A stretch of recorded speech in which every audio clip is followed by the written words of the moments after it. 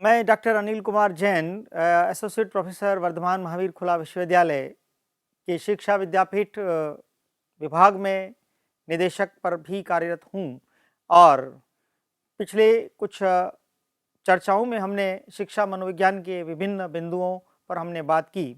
आज हम शिक्षा मनोविज्ञान का विस्तारित रूप समझने की कोशिश करेंगे। इसका आरंभ कहाँ से हुआ, उस आरंभ को समझने की कोशिश करेंगे। उस आरंभ को समझने के लिए हमें मनोविज्ञान को समझने की आवश्यकता है। मनोविज्ञान को सूक्ष्म रूप में समझकर फिर हम कैसे शिक्षा मनोविज्ञान इसकी एक प्रमुख शाखा के रूप में हमारे सामने उपस्थित हुआ और शिक्षा जगत के हम लोगों को एक विशेष चिंतन करने के लिए यह एक प्रमुख इकाई के रूप में हमारे सामने उपस्थित हुआ, उस पर भी हम बात करेंगे। मित्रों, मनोविज्ञान जो शब्द है उसको अंग्रेजी में साइकोलॉजी के रूप में जाना गया है और ये साइकोलॉजी दो शब्दों से मिलकर बना है, साइकी प्लस लॉगस। यह लैटिन यूनानी भाषा के दो शब्द हैं, साइकी प्लस लॉगस। और साइकी का मतलब है आत्मा और लॉगस का अर्थ है अध्ययन, विज्ञान।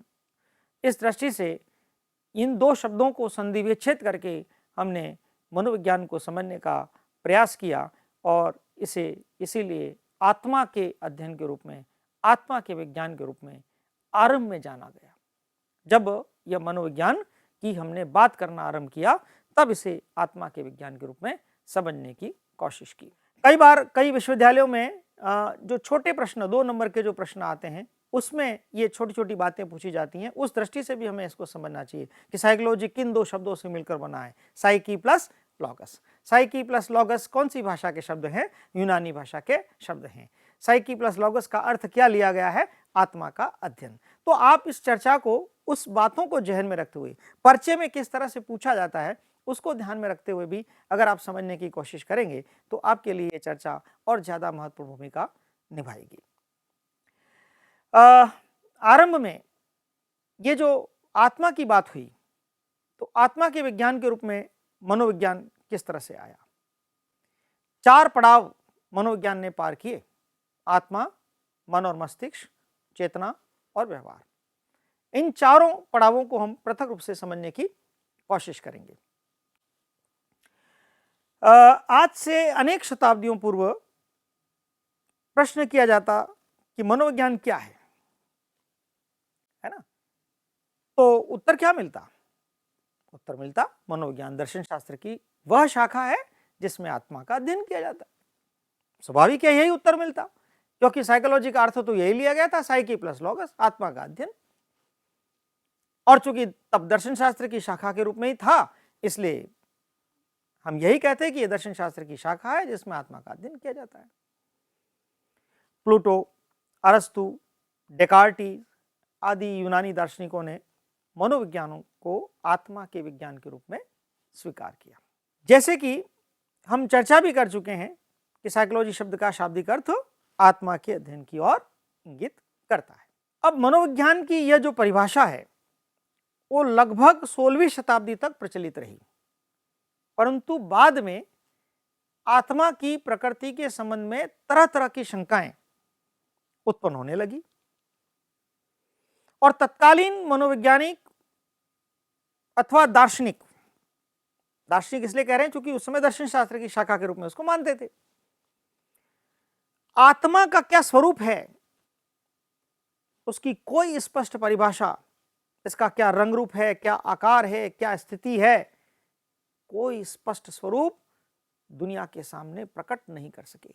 इसलिए आत्मा के इस विचारधारा को, आत्मा के इस अध्ययन के स्वरूप को धीरे धीरे अस्वीकार कर दिया और फिर मन या मस्तिष्क के विज्ञान के रूप में एक नई विचारधारा दुनिया के सामने उपस्थित हुई। मध्य युग के दार्शनिकों ने जब आत्मा के विज्ञान को नकारा गया, अस्वीकृत किया गया, तब मध्य युग के दार्शनिकों ने मनोविज्ञान को मन के विज्ञान के रूप में परिभाषित किया। यहां मन शब्द को मस्तिष्क के साथ भी जोड़ा गया, मन अथवा मस्तिष्क। मन और मस्तिष्क के विज्ञान के रूप में इसको स्वीकारा। दूसरे शब्दों में कहें कि मनोविज्ञान को अध्ययन का वह क्षेत्र स्वीकार किया जिसके अंतर्गत मस्तिष्क या मन का अध्ययन किया जाता है, साइंस ऑफ माइंड।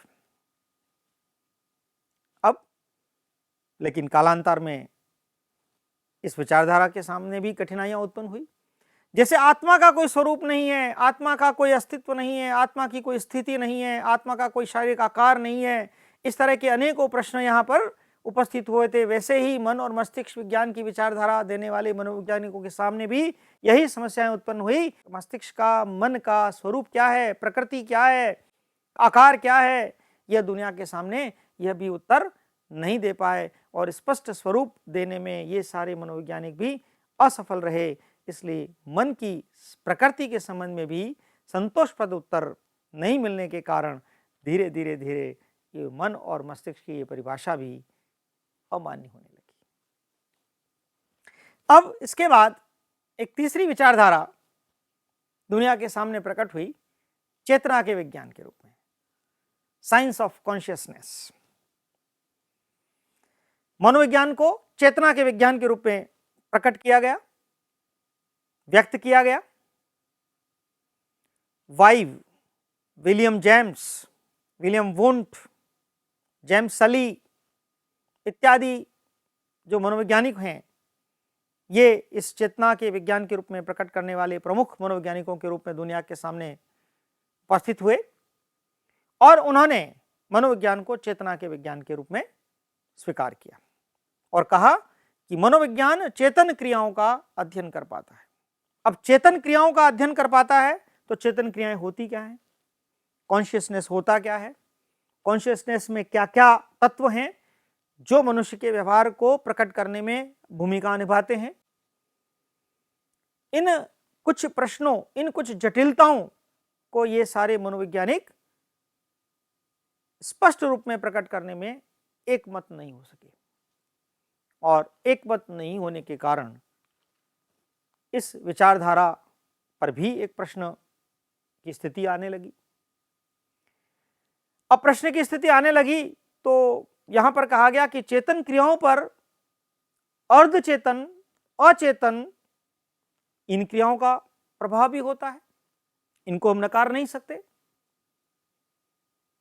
और अचेतन क्रियाओं का प्रभाव होने के स्पष्ट प्रमाण होने के कारण मनोविज्ञान की इस परिभाषा, कौन सी परिभाषा कि यह चेतना का मनोविज्ञान है, उसमें भी गंभीर मतभेद मनोवैज्ञानिकों के बीच में उपस्थित होने लगे और इस गंभीर मतभेदों के होने की वजह से चेतना के विज्ञान के रूप में भी इसकी स्वीकृति संदेहास्पद स्थिति में आ गई और कहा गया कि यह परिभाषा भी एक अपूर्ण परिभाषा है।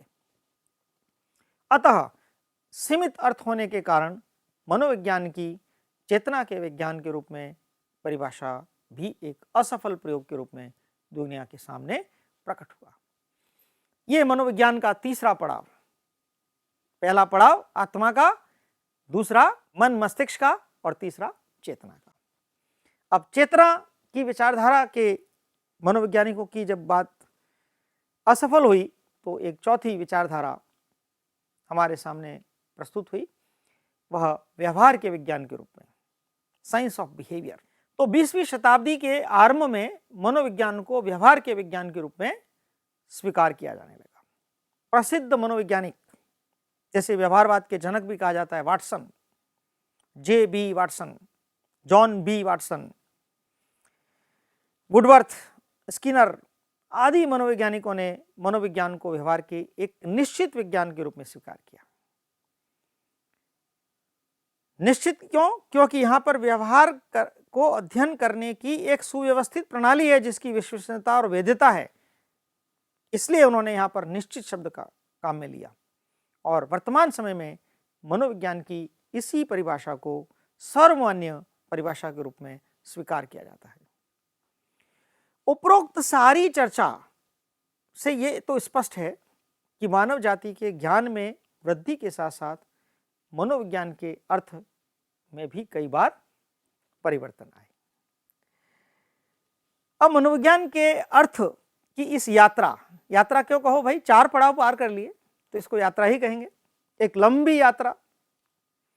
इस लंबी यात्रा को वुडवर्थ नाम के मनोवैज्ञानिक, प्रसिद्ध मनोवैज्ञानिक हैं, आगे जाके शिक्षा मनोविज्ञान के रूप में भी इनकी प्रमुख भूमिका रहेगी, आगे हम चर्चा करेंगे।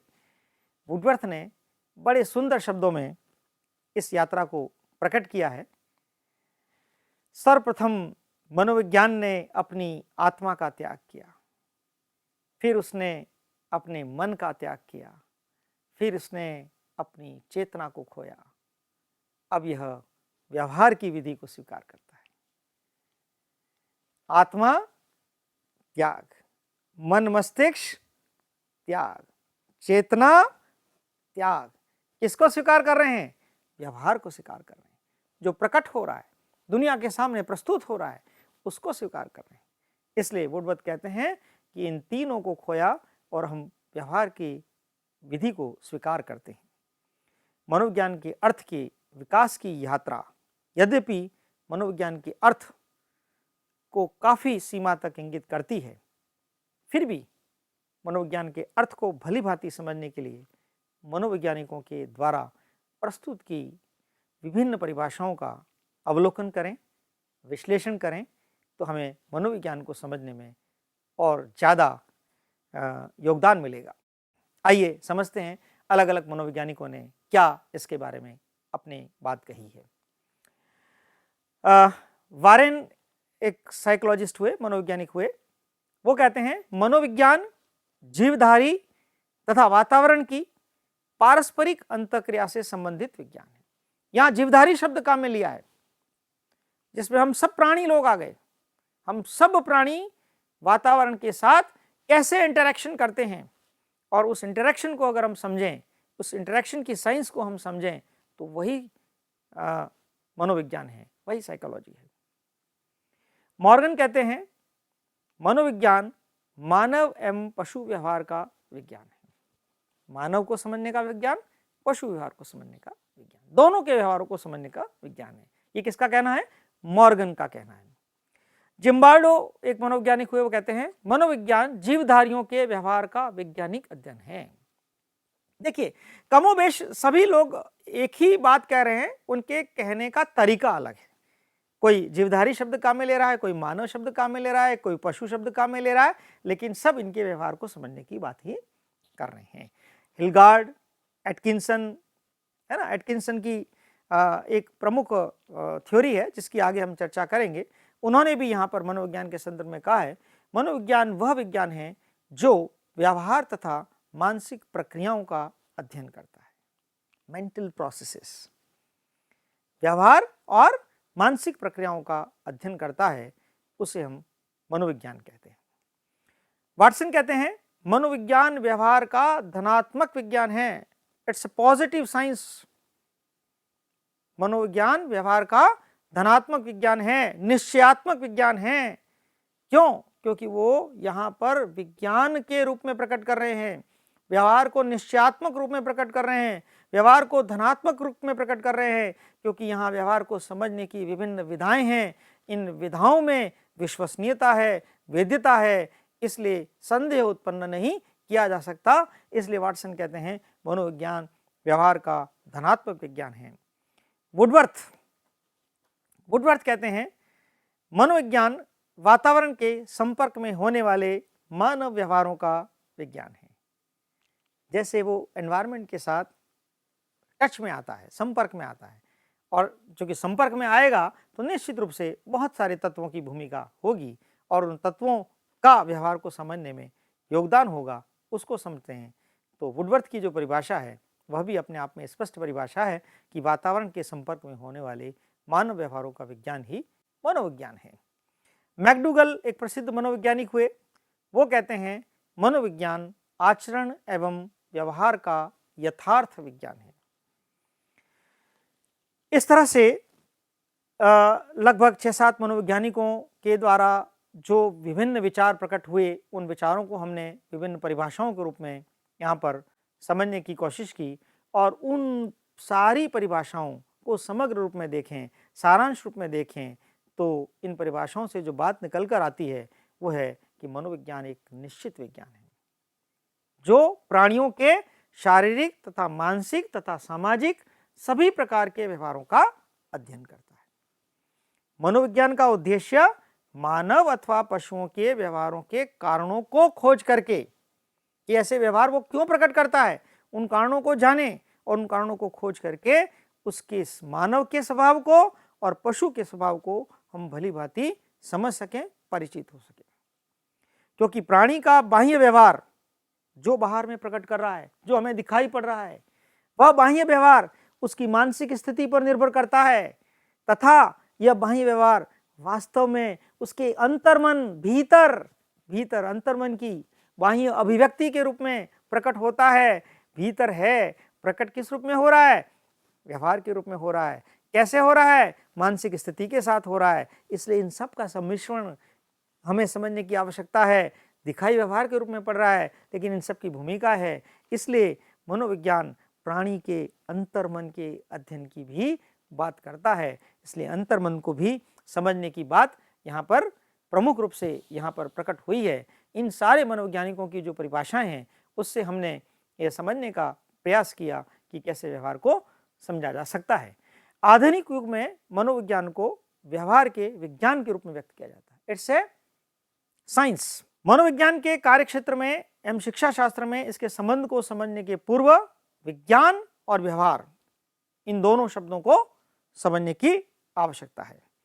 इससे पहले हम यहाँ ये बात करें कि हमने अभी पूर्ण चर्चा में मनोविज्ञान क्या है उसको समझा, मनोविज्ञान का आरंभ कहाँ से हुआ उसको समझा, मनोविज्ञान किन दो शब्दों से मिलकर बना है, यूनानी भाषा में इसके क्या अर्थ हैं, कैसे ये आत्मा के अध्ययन के रूप में, कैसे ये दर्शन शास्त्र की एक विशेष शाखा के रूप में हमारे सामने उपस्थित हुआ और कैसे कैसे मनोवैज्ञानिकों ने इस दर्शन शास्त्र के विभिन्न तत्वों, विभिन्न पड़ावों को हमारे सम्मुख प्रकट किया, जिसमें आत्मा का विज्ञान, मन मस्तिष्क का विज्ञान, चेतना का विज्ञान, व्यवहार का विज्ञान करते करते हम यहाँ पर इन चारों पड़ावों को पार करते हुए आज मनोविज्ञान को व्यवहार के विज्ञान के रूप में समझने की कोशिश कर रहे हैं।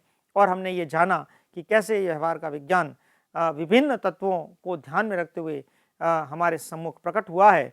और अगर इस मनोविज्ञान को व्यवहार के विज्ञान के रूप में हम समझते हैं तो हमारे सामने जो कक्ष परिस्थितियों में जो बालक है वह भी एक मनुष्य है, जो अभिभावक है वो भी एक मनुष्य है, हमारे जो साथी अध्यापक हैं वो भी मनुष्य है, संपूर्ण मानव जाति भी हमारे सामने है और उसकी विभिन्न अंतक्रियाओं को हमें समझने की आवश्यकता है, तब हम बालक को समझ सकते हैं। इसलिए मनोविज्ञान की का ये जो प्रमुख तत्व है व्यवहार, उसको हमें शिक्षा की दृष्टि से आगे शिक्षा के रूप में हमें कैसे इसको समझेंगे उस दृष्टि से भी समझने की आवश्यकता है। इसलिए मनोविज्ञान का ये विभिन्न ये जो विशिष्ट प्रकृति है उसको आज हमने समझने की कोशिश की। मैं समझता हूँ कि मनोविज्ञान की ये जो प्रकृति है वो आगे शिक्षा मनोविज्ञान को समझने में एक प्रमुख भूमिका निभाएगी। उस नाते आज की चर्चा एक सार्थक सिद्ध होगी। इसी विचारधारा के साथ एक बार पुनः आप सबने इन प्रमुख तत्वों को सुना। धन्यवाद।